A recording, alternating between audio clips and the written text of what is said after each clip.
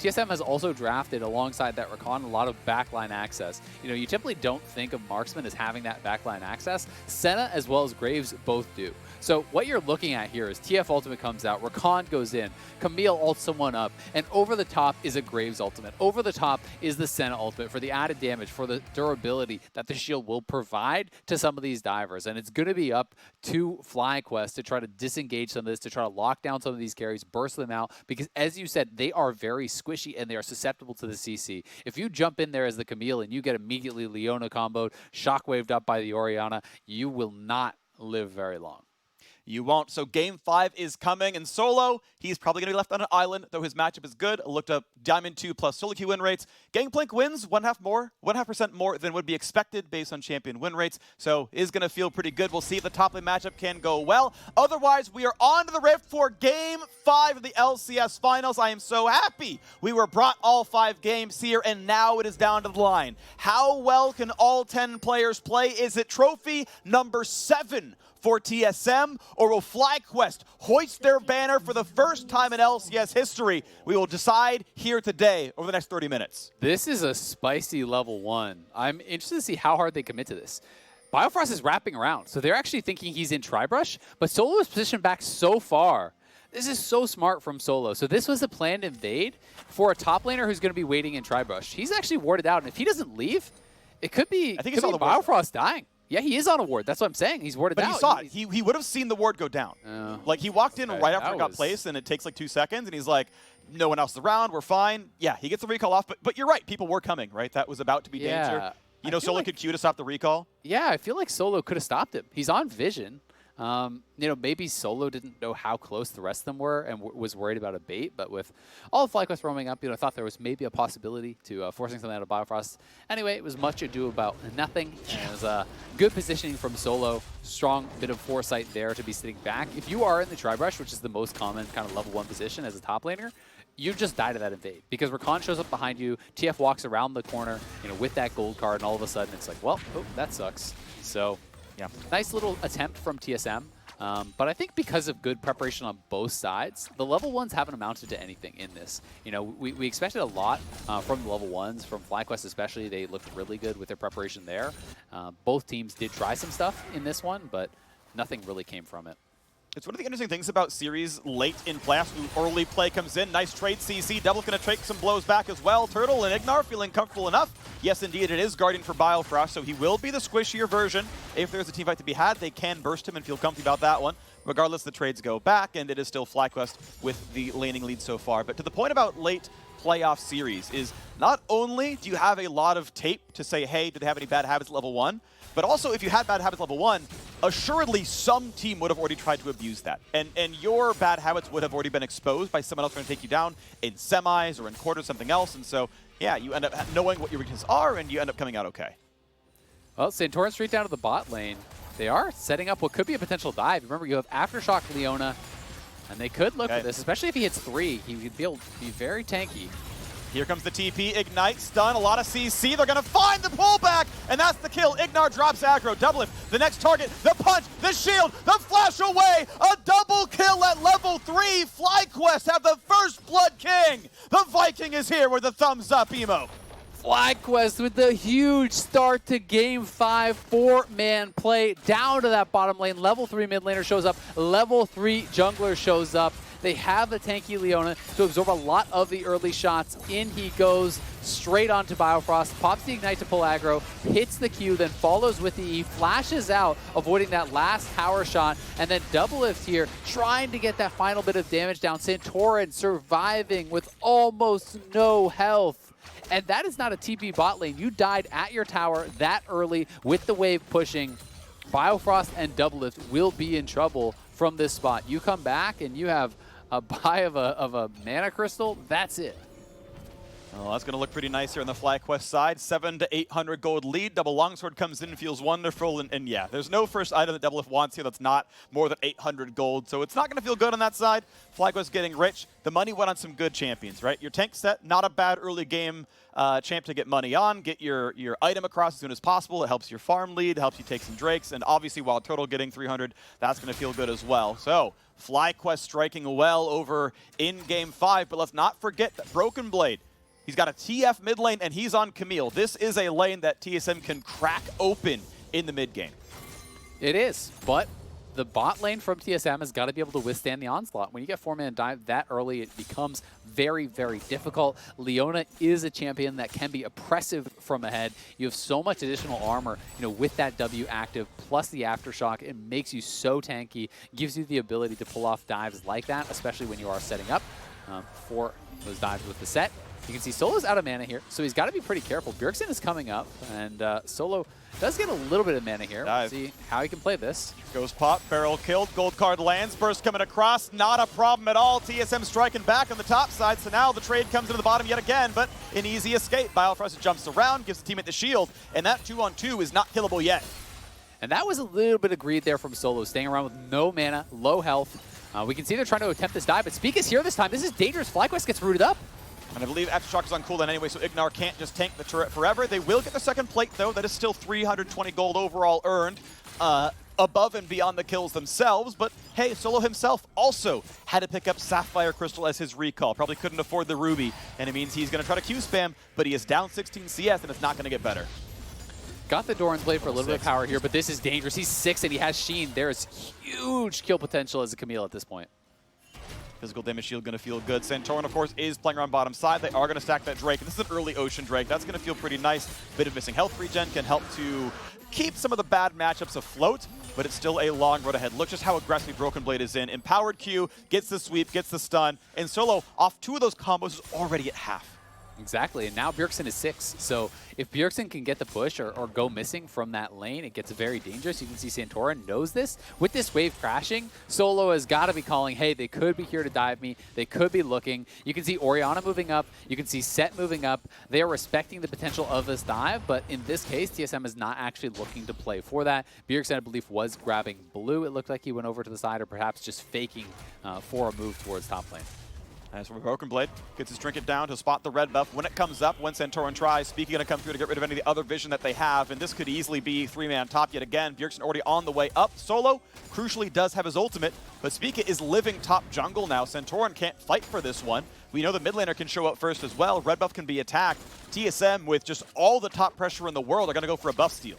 I think this is really smart. If the dive is too risky, move away from the tower. Tax their resources elsewhere. So they take away the Krugs, they're going for this red, and they're going to be able to get both of those camps easy peasy. Could even look to try to go over towards those Raptors and take away some more.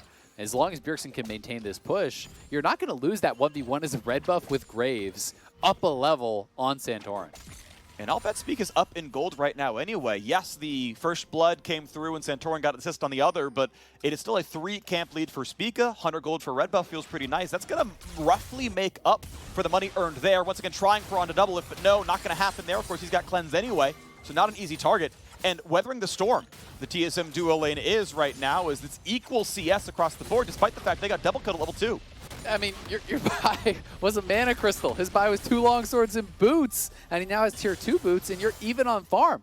After getting 4-man dove at level 2, I think that is some very impressive laning from this TSM duo. To be able to play this lane to a stalemate from that spot is not an easy task. TSM have managed to not bleed any more kills out, and all their summoners are back up. Doublelift, Biofrost, they've got their flashes, they got the heal back up. Only cleanse wasn't used. Still waiting for that one the first time when he needs to. So far, so good. 300 gold difference, and some of that is off the back of Gangplank printing free money. On the side, of course, TF does the same. We will wait to see when the first Bjergsen ult comes through. He switched over to Ignite from the spellbook, and might find him in one of these side lanes soon. Solo is on a ward. Easy trade comes in. There's the stun. There's the first Q. This is a lot of damage on a Solo. He's going to have a hard time. He's nearly solo killed. Ulti could come in, and it does so indeed. How does Solo live? He's got no ward. He's got no way out. He tries to slow, but the flash follow is there, and Broken Blade finds a solo kill in top lane. So well played there by Broken Blade. The lane war, spotting Solo, walking up to face check that brush. He knew it was coming. The point blank hook shot comes through. He chases him down, gets the kill. Solo now, no ultimate, no teleport, no flash, and you have a Sheen Camille up there who's going to be able to fully reset this wave, have it pushing towards him, and this is going to be danger for that gangplank because for the next minute or two here, as this wave starts to push away, you're going to be so susceptible to a potential TF gank. It might just be a battle of top difference versus bottom difference. Yeah, 11-10. It was 9-8 coming into the series, obviously 2-2 into this one. And now the attempt towards bottom lane will once again be thwarted. TF pops the ulti. Says, okay, I've diffused the situation. I'll just walk back to mid and knock down the wave. Orianna, go try to get what farm you can. Now, there are still turret plates being bled out. Again, though. Like, yeah, maybe so. You pop TF ult, and you're like, haha, you can't do it, but it's expired now. They saw you actually use it. They're not willing to actually go for it, though, as Turtle is out of mana, so makes sense. Didn't have the ultimate anymore, perhaps expended it off screen. You can see the Leona ult is down too, so it makes a lot of sense that they wouldn't actually go from that position then without Power of Evil. Well handled there from TSM, but at the very least, that threat of that move now diffuses the situation top lane a bit. You know, I talked about the huge amount of threat onto Solo as he tries to push it out, and don't get me wrong, he's still in a dangerous spot in that 1v1, but Ignar is moving top lane to cover him. Power of Evil's roam forced out the TF ultimate, so he has a few less things to worry about, and if Leona can lock down this Camille, there is potential to actually get a kill here as he has Ignite. See when he moves around. As the bot lane is recall away, though, Doublelift goes from Mana Crystal to Manamune as Wild Turtle just picks up a BF. So that is a really nice spike up for the Senna. That's going to be a huge sigh of relief there. A ton of stats coming across. Pee-wee grabs himself a turret plate. We've still got 3 minutes until the plates fall. We expect FlyQuest to get at least the third plate down to bot side, but be careful. Doublelift flashing over the volley. Goes for his own route, and that's going to force the flash out of Wild Turtle. Keep in mind, Doublelift still has a cleanse for round 2 on this one. That is a good trade for him, I think. Looking pretty aggressively there. Biofrost. We'll see if it can be punished, though, as Biofrost, he's in trouble.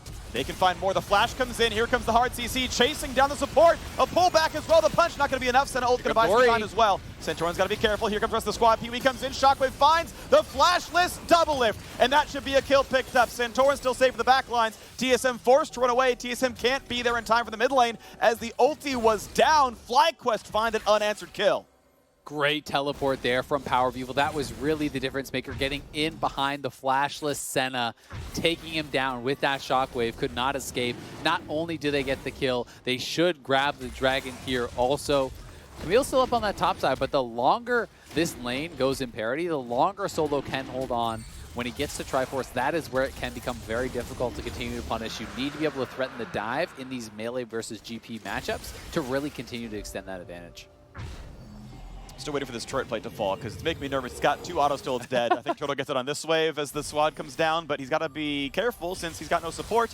And we know Senna and Rakan are coming over soon. Regardless, tie game here. And tie game with 2 Drakes is always going to feel good for the team that's got the 2 Drakes. They're going to start forcing TSM towards themselves. But you can see Solo has to play back. Bjergsen's ult is up. He's still got Ignite spellbooked over. This is not an easy place to be. As the Gangplank, he says, okay, they're not playing aggressively enough for the dive. I get to wave clear this one for now. Still gets the plate, though. Broken Blade, 320 gold to his name from that. And while Solo has died twice, I would say there's still a difference between this game and the first 2, where it didn't feel like his team was making the moves to try to protect him. You know, we are more often seeing things like that play down to the bot side from Power of Evil in this game, forcing out the TF ultimate. We're seeing things like that roam from Ignar trying to defend, but it's a 3-man play now. They're going to try. His ulti is down. He cannot wave clear easily. Can try for the barrels, but it's just too much damage too quickly. Spica gets the kill into that one. Bjergsen not even needed. Top lane turret will fall for first turret of the game. Still playing around top side, and this time it's not Jace. This champion is worth giving gold to. Broken Blade going to try to be the win condition off all the help TSM has given him.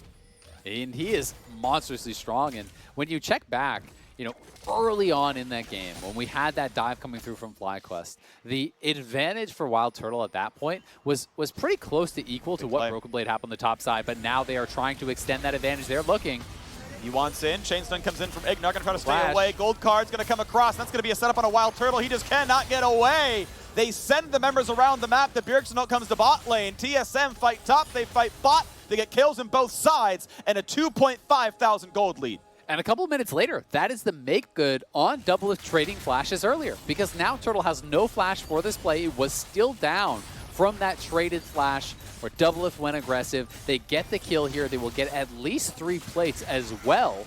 They are extending this gold lead significantly, and with the plates actually falling, they just straight up knock down the turret. You can see how much less armor it has as it just becomes paper all of a sudden post 14 minutes.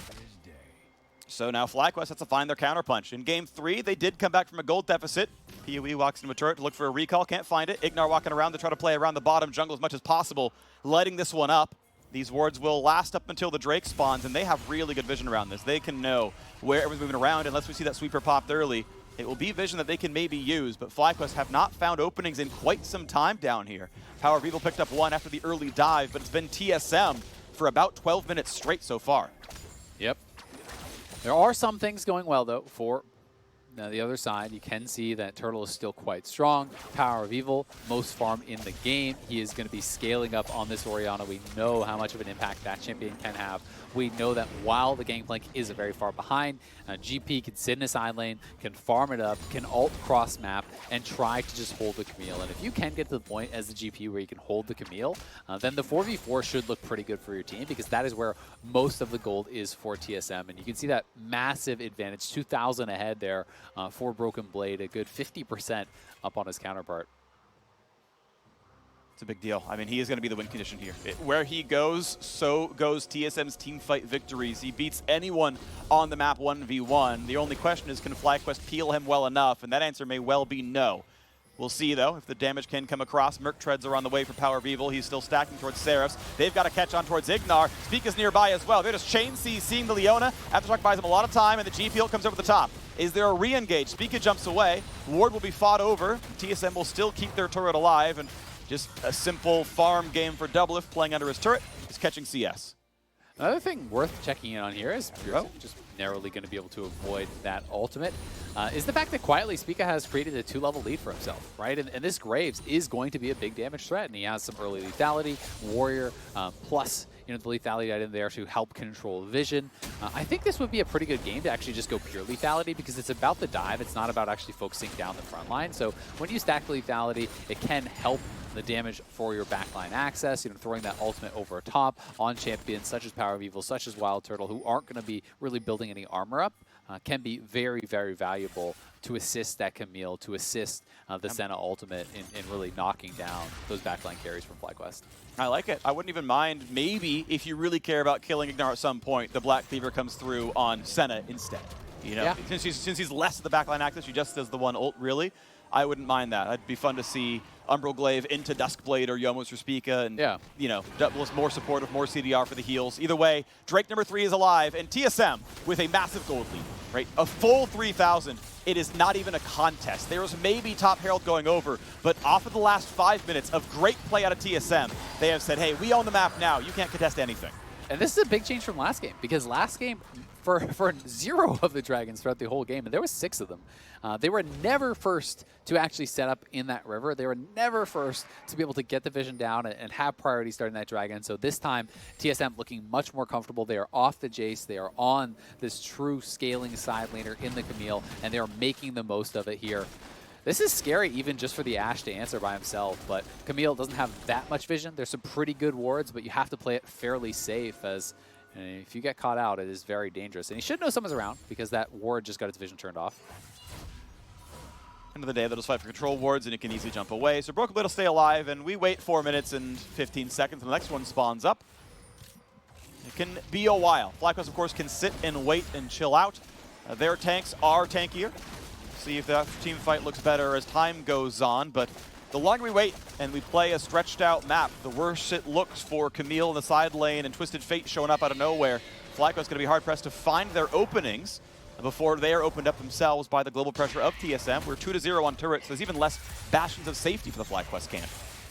There really are, and it does make it very, very dangerous. Camille One of the things that's actually really nice about this champion, in comparison to some of the other kind of split pushers, especially when you're talking about the likes of the Fiora, it's a champion that can actually take a side lane advantage and very easily transition that into jungle fights, into mid lane roams and dives. If you have someone trapped under their turret answering you, but you can't dive them, it's so easy to move across the map once you have extra levels in that hookshot, once you have some CDR. It's very low cooldown to be traversing, from bot to mid, from top to mid, and looking for picks, looking to create pressure in additional ways beyond just attacking the turret and beyond just killing your lane opponent. Solo trying to freeze. You see how much they can defend the mid lane as it's pushed down, and Turtle going to play mostly in the back foot, volleys for CS.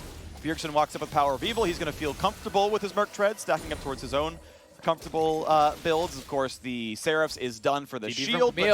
Yep, here comes Broken Blade. Here comes the possible 2v1. They find the first stun. They're going to find the second. Shockwave buys a second, and it doesn't matter. Senna's there for the assist. An easy 3v1. Nothing can be done about that. Really well played in that cross-map play. Yeah, the only thing you can do about that is not be there, right? He is pushed up very far in the lane without anyone behind him. And you have to respect the fact that they can look for these plays. But I think he thought because he was fighting the global itself, he didn't have to worry because he's fighting the TF can't show up. But they lost track of the teleport there from Broken Blade. And they're going to go for the dive. The engage under the turret. It's not up to kill, though. They're going to disengage, but there's still a stun lock coming through. Biofrost nearly dies. Ignar the same. Just slinking away, keeping their lives up. Solo's got to watch out. Centaur's got to watch out. One more auto will kill him. A second one was needed. Regens up, stays alive. That turret dive so dangerous, though, as mid is still under fire. TSM still better at the end of it all. Their health bars are so high. FlyQuest are not. What a great dive. What a great turret kill. They don't get those kills, but they do get the turret, and they get the teleport off of GP. Thankfully for Solo, he was able to claim that bottom outer tower before he did come over, so that's something working for them. I like that Broken Blade after the Tiamat, instead of just fully completing this, is now working towards the Death Dance. I think this is the better build instead of committing more heavily towards something like the Ravenous Hydra. You can pick that up later. Tiamat is all you truly need to have that fast wave clear. So this is going to make a lot of sense. And once you hit that Death Dance mark, the added resistances, the damage reduction, especially as a melee champion, and that lifesteal make it so hard to actually deal with this guy. He can feel safe to auto-attack and then phase rush away. Means they're going to fight for top scuttle, but Ignar wants to push him away, so maybe the vision can go to FlyQuest's side. But a 5,000 gold lead has been stretching up and up for TSM. They are scaling. No one is answering Camille. No one can handle the TF ulti as the side lanes look good enough. Farm already answered there. Double needs one more for the second bonus range. 39 there on the Senna. And hey, bot lane. TSM's heading over. Yep, there's the stun. There's all the health bar pretty much instantly. They bring TF. They didn't need it. Double comes in for the kill just to make sure it all goes over, and this turret is next. Very well done. Again, Bjergsen on this TF is so proactive, and Biofrost has the QSS. Going to be an easy walkway there from the Wild Turtle ultimate. This means they grab Dragon pretty much too. It's going to be really hard for FlyQuest to have proper positioning to actually challenge that. We'll see if they even do decide to try, but I've just been so impressed with Bjergsen's TF throughout this series because he has been so incredibly proactive. He is always getting value out of his CDR, always getting value out of this ultimate. It feels like as soon as it's up, you have to know that Bjergsen is going to be looking for a play, and he finds them so effectively with the squad. And we're looking at TSM stopping the reverse sweep. What happened to them against TL a couple years ago. This time they're going to put a stop to it here. They've got the gold lead. They can try to run this one over. Spica running for his life. Gets away with only a slow to him. And maybe they can pull the Drake. Maybe FlyQuest can try to stack this and look for Cloud Soul as their way to win this game. As the teams collapse down, what's this fight going to look like? Health bar's going down pretty quickly. Pee-wee waiting. Broken Blade is on the flank. Not quite spotted. Control ward. No, Barrow won't see him either. Nice smite. Picks it up. Speaking gets that one, already a good start for TSM. Here is Broken Blade, dunked backwards though. Is the re-engage good enough? Sent it over the top. The front line of Ignar is going to drop 1 for 0 so far. The pullback, the shield, 1 kill picked up on FlyQuest, but the flash in. Bjergsen wants it, double it for the fight, gets the pickup, traded back though by Solo. 3v3 on the map, running for his life, eats the oranges, out they go. But still, credit to Spica, gets the smite again. Second Drake goes to TSM. He is up 2 levels, but Spica has been incredible with the smites throughout this series. Some heroics in the last game to keep him in as he stole back-to-back dragons. This one, again, was big. It buys them all the extra time that they need to continue looking for picks. If FlyQuest get that, then all of a sudden they're forcing Soul in 5 more minutes. All of a sudden it feels like the pressure is on. This one starts off with FlyQuest looking aggressively for a play, but they're not able to find Spica, who, by the way, is level 13. He's basically solo laner level. He's actually up on Solo. Broken Blade finding the angle here, but the peel that came out from Santorin, you have to keep an eye on him because this was so quick from Santorin. The dunk immediately, that was so fast to actually create space for his mid laner to get away, and that meant Broken Blade had to immediately go into retreat. Solo coming around here, finding the angle on double lift. The barrel chain lands, the Q finishes him off. Well played there by Solo, who still had the oranges to escape in the end. So it is that even trade, but TSM gets the advantage of that dragon, and it is in fact additional lethality coming through here for the Graves. He decides to go for the Edge of Night. I like that against high-value engaged champions such as Leona, such as the Ashe. If you can absorb one of those types of spells, it is so incredible what a difference this item really can make. And you can see Solo set so far behind, still the highest damage champion on his team, and here comes engage number 2. It's going to be a charm on the front line. Ignar trying to stay alive as much as he can, but it's certainly not going to be enough. Shockwave buys a bit, tries to get away. It's not going to be enough. Out goes that one. Bjergsen repositions, doesn't really matter. Still a kill onto Ignar, 0 and 2 on this Leona, as mid is being pushed in by Camille. Top lane doesn't have a wave just yet. Yeah, I was thinking they could have potentially actually used that TF ult to try to go towards Solo, but not deciding to commit that heavily towards it. But TSM pushing on all sides. The lane in bot is going to be answered here by Solo. TSM may go again. They don't quite have the charm, so not going to go too far, but yeah, could have been a target. Maybe on a Power of Evil, you know? No cleanse. Seraphs would be the only escape tool here.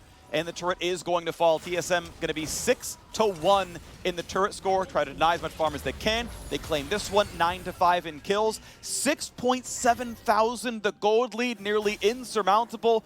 FlyQuest going to start needing miracles soon.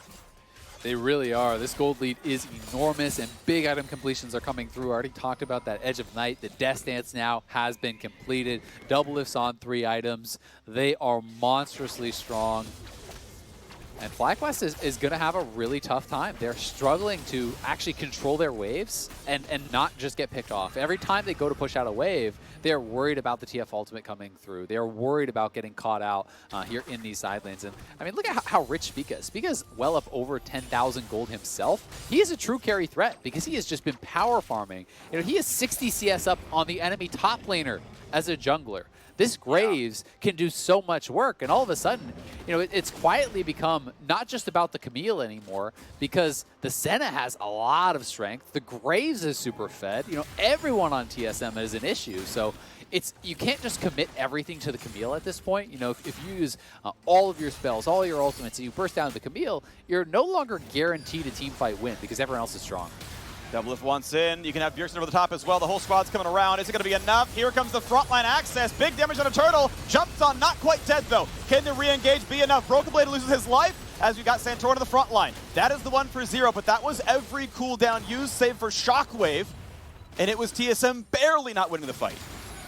But nicely done there by FlyQuest. They keep him alive. They're going for Power of Evil though. No flash. He is the target. He has been stunned, and he will never get the Shockwave. That ulti is gone, and they get the pickoff. Well played to Biofrost, as Santorin is running for dear life, but he is gold carded. He is attacked. He is going down. The re-engage for Ignar is never going to be enough. Turtle walks forward to die here. Sorry, Solo walks forward to die here as well, and that is TSM gifted a double at the end of it all after picking off Power of Evil. FlyQuest is falling apart. TSM finds one pick on Santorin, and FlyQuest is just like, sure, have us all. We'll all run over there. They all go down. TSM are going to get the Baron. This is going to be just about a 10,000 gold lead at this point. We'll see if they can get over and grab the Dragon for themselves as well. With Triple Cloud, the ultimate cooldowns become disgustingly low for TSM, and they're playing a very ultimate-focused composition.